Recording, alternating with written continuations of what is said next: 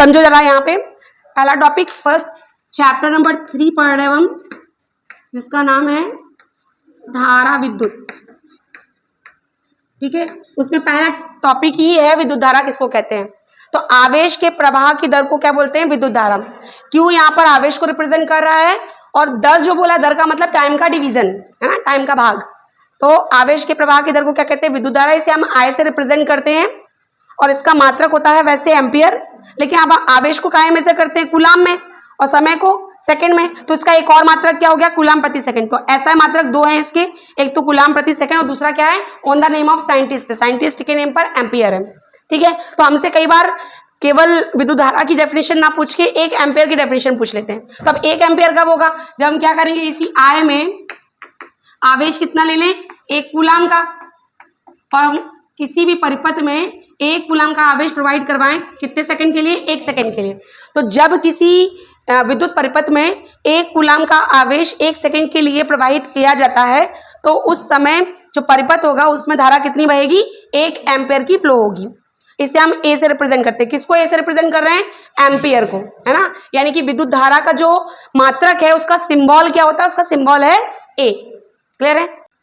हमने आवेश का क्वांटाइजेशन पढ़ा था फर्स्ट वाले चैप्टर में, कि जो इलेक्ट्रॉन होते हैं, आवेश को हम कैसे निकालेंगे, जो इलेक्ट्रॉन होते हैं किसी भी बॉडी पर, वह कैसे होते हैं, पूर्ण गुणज होते हैं, है ना। और उसके लिए आपने एक फॉर्मूला पढ़ा था, Q = NE। याद आया कि आपको, जो एक इलेक्ट्रॉन पर आवेश होता है उसका पूर्ण गुणज होता है किसी भी बॉडी पर चार्ज या आवेश। मतलब यहाँ पर इलेक्ट्रॉन क्या हो सकते हैं, 1 2 3, एन की वैल्यू कितनी हो सकती है, या तो 1 2 3 एंड सो ऑन। ये किस में नहीं होती है, ये ना ही फ्रैक्शन में होती है और ना ही ये डेसिमल में होती है।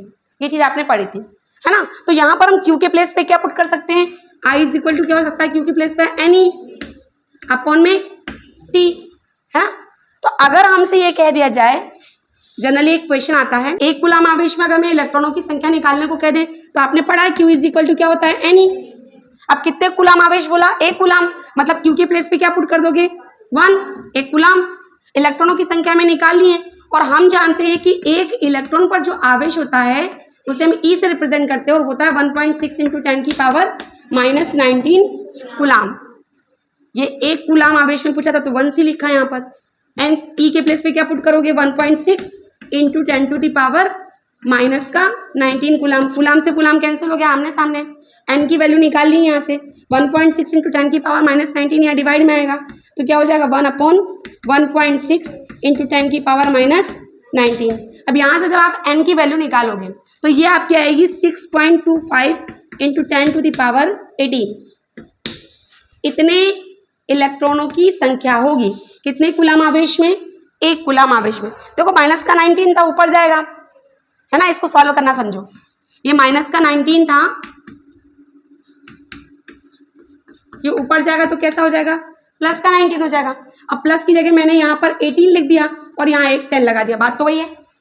10 की पावर प्लस का 19 करो, चाहे 10 की पावर 18 और यहाँ पर एक 10 लिख दो। ये डेसिमल हटाओगे, एक 0 ऊपर जाएगा। अब जब इसका इसमें डिवाइड करोगे 100 में, तो वह आएगा 6.25, और साथ में कौन है, 10 की पावर 18। इस तरीके से इसका कैलकुलेशन किया। क्या समझ में आया।